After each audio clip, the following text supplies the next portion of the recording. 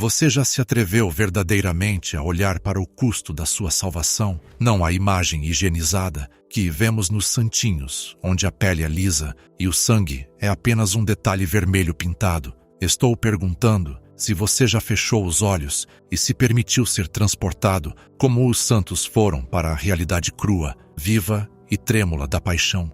Você já esteve na escuridão do calabouço e sentiu o cheiro de ferro do sangue e o ar viciado de ódio?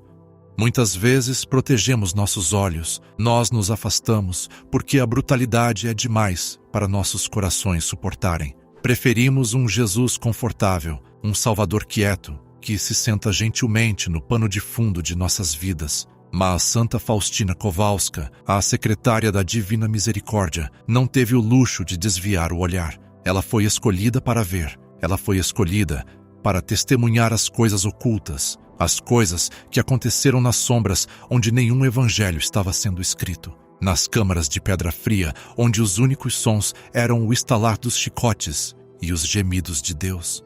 Há uma visão específica registrada em seu diário, registro 188, que é tão gráfica, tão angustiante, que arranca todas as defesas que temos. Revela um segredo que deveria nos abalar até as nossas bases. Não eram apenas soldados romanos fazendo um trabalho. Não era apenas punição física. O que ela viu foi uma colisão entre o limite absoluto da crueldade humana e o limite infinito do amor divino. Ela viu os homens que bateram em Jesus. Ela viu seus rostos. Ela viu os instrumentos específicos que eles usaram. E o mais aterrorizante de tudo, ela ouviu a razão pela qual a dor era tão insuportável. Não foi o chicote que mais o machucou. Foi outra coisa. Algo que você e eu somos capazes de fazer todos os dias, antes de descermos a este calabouço, para descobrir o mistério de suas feridas. Devemos nos ancorar. Estamos prestes a testemunhar o sofrimento do Filho de Deus, e não podemos fazer isso sozinhos. Devemos entrar neste espaço como uma comunidade de crentes, segurando a orla de seu manto. Convido você agora mesmo a criar um santuário de misericórdia nos comentários abaixo. Vamos entrar na escuridão. Então, devemos acender uma vela de confiança primeiro. Por favor, escreva o nome de alguém que você ama, alguém que precisa de proteção, alguém que está sofrendo, ou talvez uma alma que se afastou de Deus. Escreva o nome deles e, ao lado, digite as palavras que nos salvam. Jesus, eu confio em vós. Não deixe este momento passar. Faça este ato de fé. Ao digitar estas palavras, você as está colocando diretamente sob os raios de sua misericórdia, protegendo-as dos golpes do inimigo. Deixe a seção de comentários se tornar uma ladainha de confiança, uma fortaleza contra o desespero. Agora respire fundo. Deixe o ruído do mundo desaparecer. Deixe as preocupações do seu dia se dissolverem. Estamos voltando no tempo. Estamos indo para Jerusalém. O ano é aproximadamente 33 depois de Cristo. O ar está denso com a poeira do pretório. É tempo de quaresma, o tempo da tristeza. Santa Faustina está em oração e, de repente, as paredes de sua cela no convento na Polônia desaparecem. Ela não está mais no século XX. Ela é transportada em espírito para o tribunal de Pilatos. Mas ela não está parada na multidão. Ela é trazida para perto, terrivelmente perto. Ela vê o Senhor Jesus. Ele já está despojado de suas vestes. Considere por um momento a humilhação de Deus, aquele que vestiu os lírios do campo, aquele que envolveu o cosmos, as nebulosas e as estrelas, agora está nu diante dos olhos de homens zombadores. Mas não é apenas nudez, é vulnerabilidade. Ele entregou toda a defesa. Suas mãos, aquelas mãos que moldaram Adão do barro, estão atadas. Faustina registra que ele estava amarrado a uma coluna. Muitas vezes imaginamos uma coluna alta, mas, historicamente, e em muitas visões, é um pilar baixo, forçando a vítima a se curvar, esticando as costas, expondo a carne completamente aos carrascos. Ele está curvado. A postura de um servo, a postura de um cordeiro sacrificial, aguardando a faca, e então ela os vê, os carrascos. Em seu diário ela é precisa. Ela menciona 4 homens. 4 homens foram designados para esta tarefa. Agora, geralmente, um açoitamento romano era um evento brutal, mas disciplinado. Uma punição, um trabalho a ser feito por soldados que queriam terminar e ir para casa. Mas Faustina viu algo diferente. Ela viu a realidade espiritual por trás do ato físico. Ela escreve que esses 4 homens não estavam apenas seguindo ordens, eles foram tomados por uma raiva satânica. Deixe isso penetrar. Raiva satânica. Isso não era raiva humana. Isso não era apenas tratamento rude. Isso era uma manifestação do ódio antigo que a serpente tem pela semente da mulher desde o jardim do Éden. Esses homens se tornaram vasos para o demoníaco.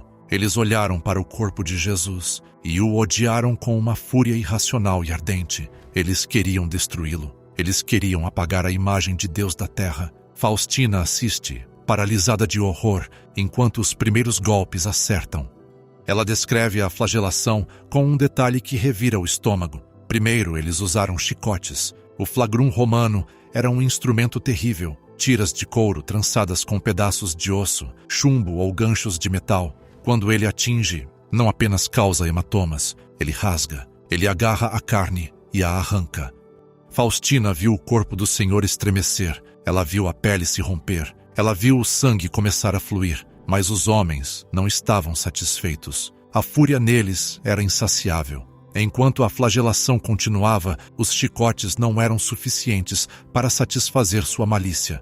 Ela escreve que eles pegaram varas frescas quando os chicotes já haviam esfolado a pele. Quando as costas do Senhor já eram uma ruína de feridas abertas, eles mudaram para varas rígidas e duras. Imagine o som, o baque surdo da madeira contra o osso, o estalo das varas contra as feridas abertas. Eles o golpearam sem misericórdia, eles o golpearam sem pausa.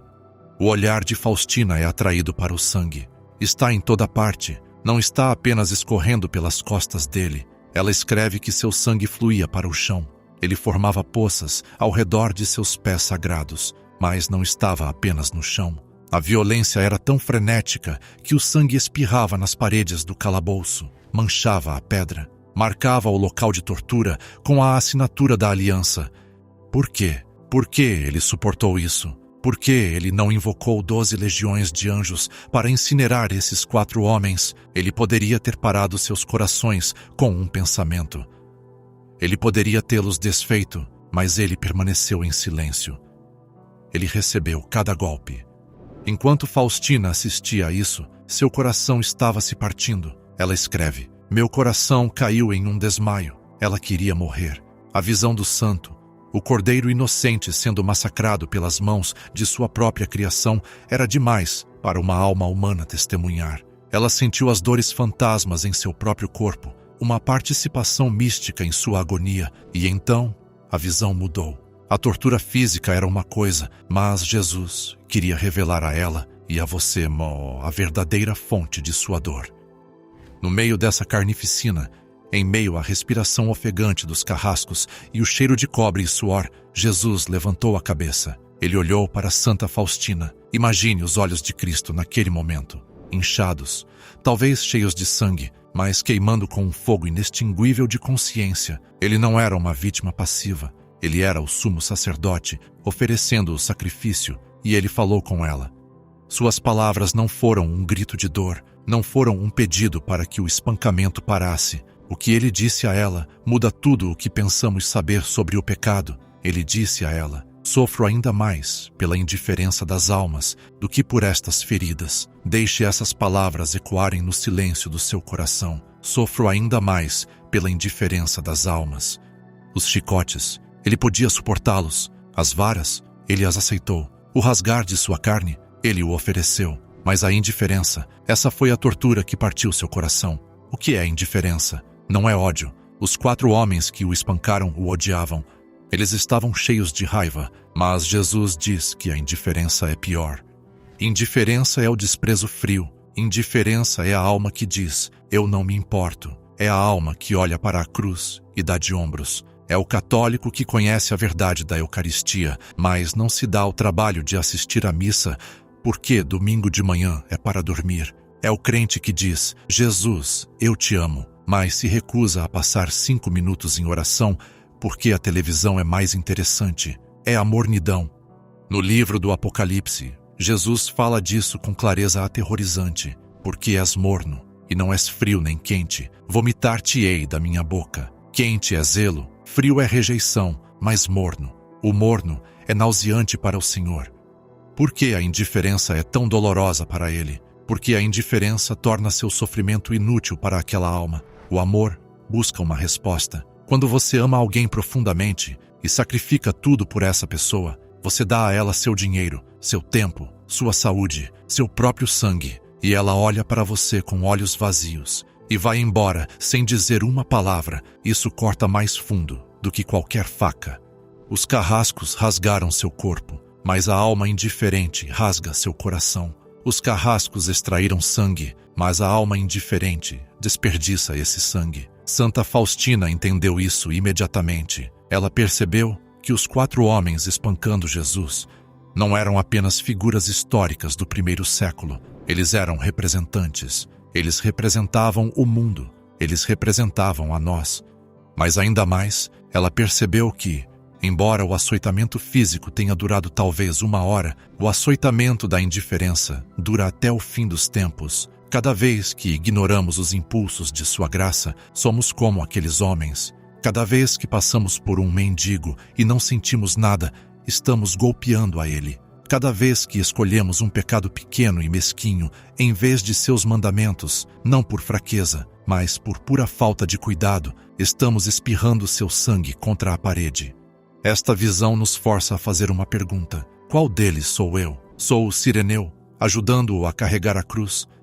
Ou sou o espectador indiferente? Mas espere, há mais nesta visão. Jesus não mostrou isso a Faustina para levá-la ao desespero. Ele não mostrou a ela a realidade gráfica do açoitamento para traumatizá-la.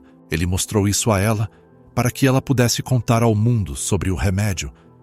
Lembra da raiva satânica dos carrascos? Essa raiva é finita. Ela tem um limite, mas o amor de Cristo é infinito. Não tem limite. Em outro registro, Jesus diz a Faustina: meu coração está triste, porque mesmo as almas escolhidas não entendem a grandeza da minha misericórdia. O relacionamento delas comigo é, de certa forma, imbuído de desconfiança. Oh, quanto isso fere meu coração.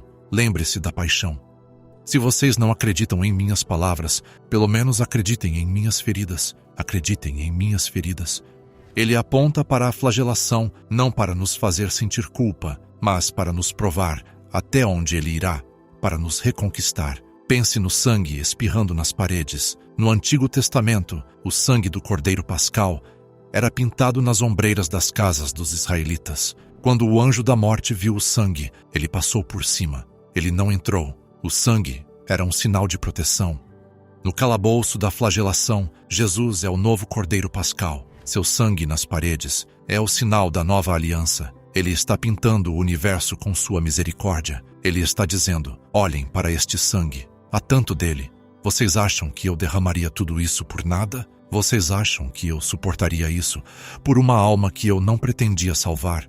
Esta é a tábua de salvação para nós. Quando nos sentimos indignos, quando sentimos que nossos pecados são muito gráficos, muito vergonhosos, muito numerosos, devemos lembrar a natureza gráfica de seu amor. Se você está lutando com um pecado habitual, algo que sente que não consegue quebrar, olhe para o pilar, veja-o amarrado lá. Ele está amarrado lá para que você possa ser libertado. Ele recebeu as varas para que você não tivesse que enfrentar a vara da justiça divina. Mas devemos abordar a indiferença. Como curamos essa ferida em seu coração? Como paramos de ser a causa de seu maior sofrimento? Santa Faustina nos dá a resposta. Ela é encontrada em um conceito simples: consolação. Muitas vezes pensamos na oração como pedir coisas a Deus. Senhor, me dê isso. Senhor, me ajude com aquilo. E isso é bom. Devemos pedir. Mas há um nível mais alto de oração. Há uma oração que busca consolar a Deus. Jesus disse a Faustina: estou procurando uma alma que queira me consolar. Imagine isso. O Criador do Universo, o Todo-Poderoso, está procurando conforto. Ele é como um mendigo, batendo à porta do seu coração, pedindo um copo de água, pedindo uma palavra gentil. Como o consolamos? Confiando nele e mostrando misericórdia aos outros. Quando você confia em sua misericórdia apesar de seus pecados, você aplica um bálsamo calmante nas feridas da flagelação. Quando você se recusa a ceder ao desespero, você está gentilmente limpando o sangue de seus olhos. Quando você diz: Jesus, eu confio em vós. Mesmo quando sua vida está desmoronando, você está desatando as cordas que o prendem ao pilar. Você está libertando seu coração. E quando você mostra misericórdia aos outros, quando perdoa aquele membro da família que te machucou, quando é paciente com aquele colega de trabalho irritante, quando dá aos pobres sem esperar nada em troca, você está se colocando entre Jesus e os carrascos. Você está recebendo o golpe por ele. Você está dizendo ao Senhor: eu te amo. Eu não sou indiferente. Eu vejo sua dor e eu te amo. Há um momento poderoso no diário onde Jesus diz a Faustina que um ato de puro amor compensa milhares de atos de ódio. Pense na matemática do céu. Um momento de você se voltando para ele com amor genuíno supera a raiva satânica dos carrascos. É por isso que a visão da flagelação é, em última análise, uma visão de esperança. Ela nos mostra que a escuridão, não importa quão violenta, não importa quão barulhenta, não pode conquistar a luz. Os 4 homens o espancaram, sim, eles rasgaram sua carne, mas não conseguiram impedi-lo de amar.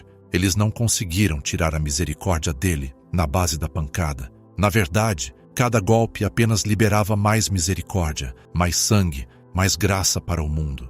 Agora quero falar diretamente com aqueles de vocês que estão preocupados com seus entes queridos. Talvez você seja uma mãe chorando por um filho que deixou a fé.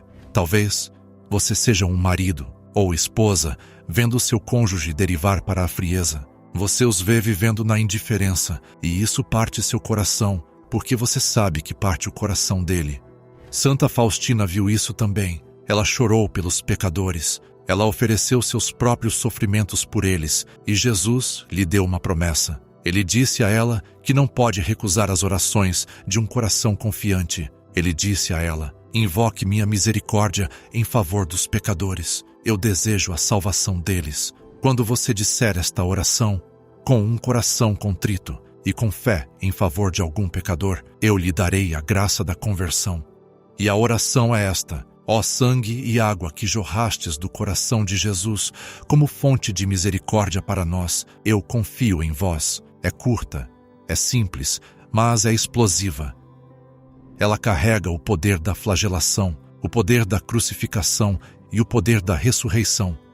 Quando você reza isso por seus entes queridos indiferentes, você está reivindicando os méritos desse sangue na parede do calabouço para eles. Você está dizendo: Senhor, não olhe para a indiferença deles, olhe para as tuas feridas, olhe para o preço que você pagou por eles. Você sofreu a flagelação para que eles não tivessem que se perder. Salve-os.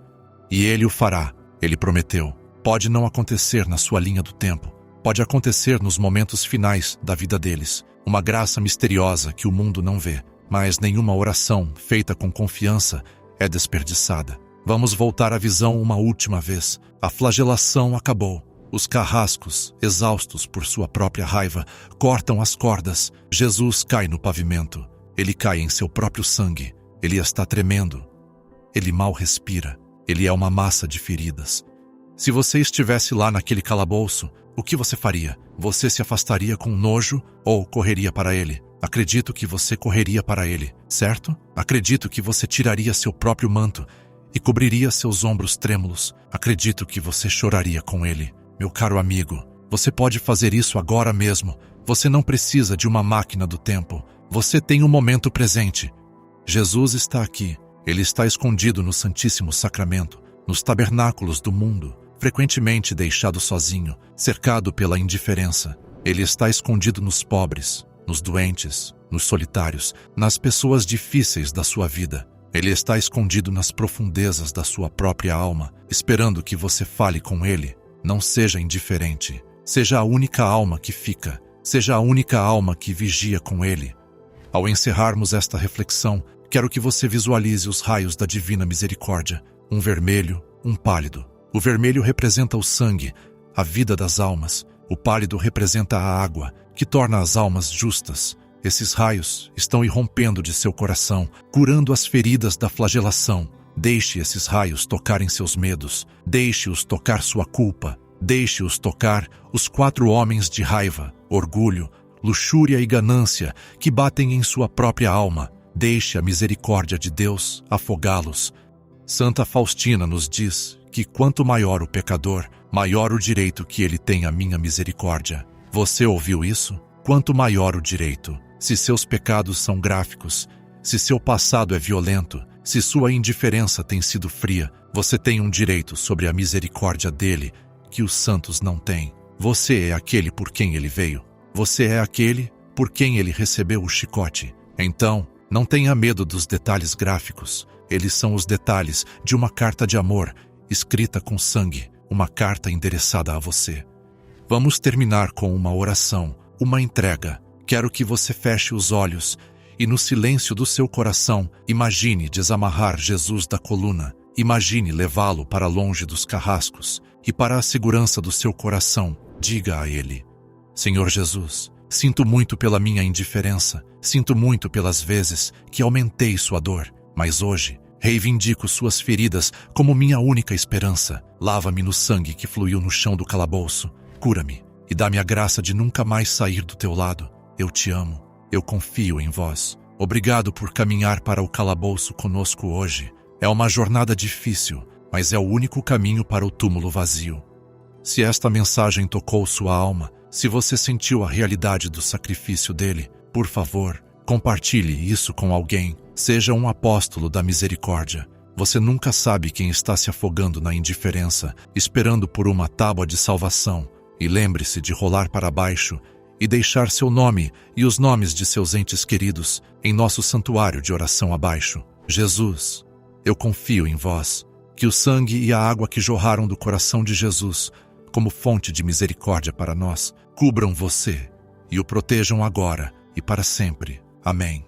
Vamos mais fundo agora. Vamos permanecer neste espaço sagrado por mais um tempo. A realidade do que Santa Faustina viu é vasta demais para deixar tão rapidamente. Devemos descompactar as implicações espirituais das varas frescas. Por que Faustina especificou que eles mudaram os instrumentos? Por que a transição de chicotes para varas?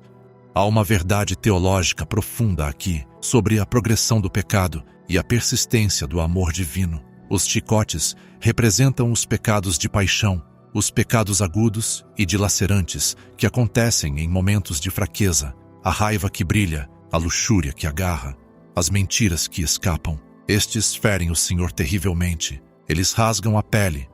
Mas as varas representam os pecados de malícia, os pecados de cálculo, as decisões frias, duras e deliberadas de rejeitar a lei de Deus. A vara é rígida, ela não dobra. Representa a nuca rígida do pecador orgulhoso que diz: eu sei que isso é errado e farei mesmo assim. Quando os carrascos mudaram para varas, eles estavam espancando um corpo já quebrado. Isso representa as vezes que pecamos contra a luz, quando sabemos o que é melhor, quando já recebemos misericórdia, fomos curados na confissão, sentimos o amor de Deus e então retornamos ao pecado com uma determinação fria. Esses golpes atingem o osso. Esses golpes machucam o interior profundo do corpo de Cristo. E ainda assim, Jesus permaneceu de pé. Ele não desabou até que estivesse consumado. Isso significa que sua resistência é maior do que nossa obstinação. Mesmo se você o golpeou com a vara do pecado calculado, ele ainda está lá, esperando que você largue a arma. Ele é forte o suficiente para receber o golpe e ainda dizer: eu te amo. Faustina também notou o número de carrascos, 4. No mundo antigo, o número 4 frequentemente representava o mundo, os 4 cantos da terra, os 4 ventos, norte, sul, leste, oeste. Isso significa que o sofrimento de Jesus foi universal. Não foram apenas os pecados dos romanos ou os pecados dos líderes judeus da época. Eram os pecados do norte, o frio orgulho intelectual, os pecados do sul, as paixões ardentes da carne, os pecados do leste, as antigas idolatrias, os pecados do oeste, os materialismos modernos. Cada canto da terra segurava um chicote. Cada cultura, cada geração, cada pessoa contribuiu para a flagelação. Santa Faustina viu o peso global deste evento. Ela viu que a raiva satânica não era local, era cósmica. O mundo caído inteiro estava descarregando seu ódio sobre o Criador. E no centro daquela tempestade rodopiante de ódio universal estava o pilar singular, de amor universal. O pilar em si é significativo. Por que um pilar? Um pilar sustenta uma estrutura, ele segura as coisas. Sansão, no Antigo Testamento, destruiu os inimigos de Deus, derrubando os pilares. Mas Jesus, o novo Sansão, permite ser amarrado ao pilar. Ele se torna o suporte.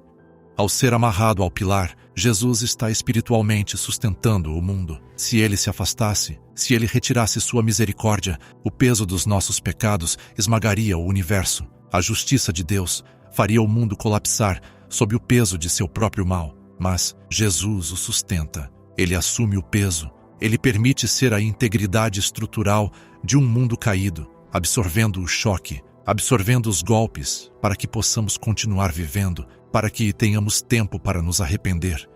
Cada respiração que você toma é possível, porque Ele está segurando o pilar. Cada nascer do sol que você vê é concedido, porque Ele está suportando a flagelação no eterno agora. Santa Faustina escreve em outra seção do diário, número 445, vi o Senhor Jesus atado à coluna, despojado de suas vestes, e logo começou a flagelação. Vi 4 homens que se revezavam para golpear o Senhor com azorragues. O meu coração, à vista disso, entrava em agonia.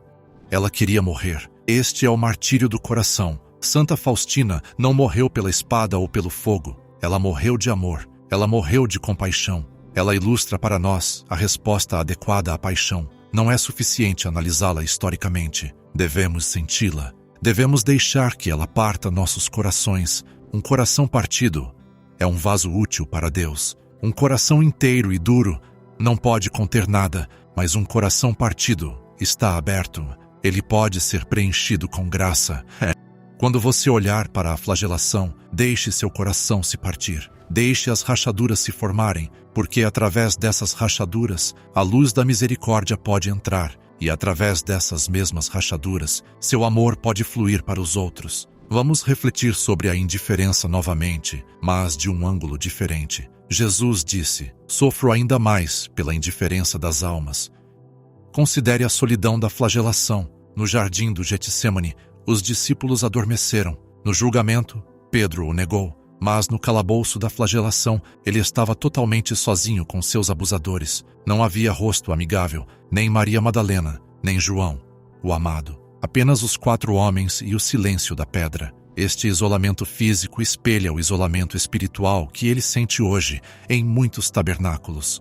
Há igrejas ao redor do mundo onde Jesus está presente na Eucaristia, e as portas estão trancadas, ou as portas estão abertas, mas os bancos estão vazios. Ele está lá queimando de amor, irradiando raios de graça, mas não há ninguém para recebê-los. Ele é como um transmissor de rádio, transmitindo um sinal de "eu te amo, eu te perdoo, vinde a mim", mas todos estão com seus rádios desligados. Todos estão sintonizados em uma frequência diferente, a frequência do dinheiro, política, entretenimento, ansiedade. O sinal de misericórdia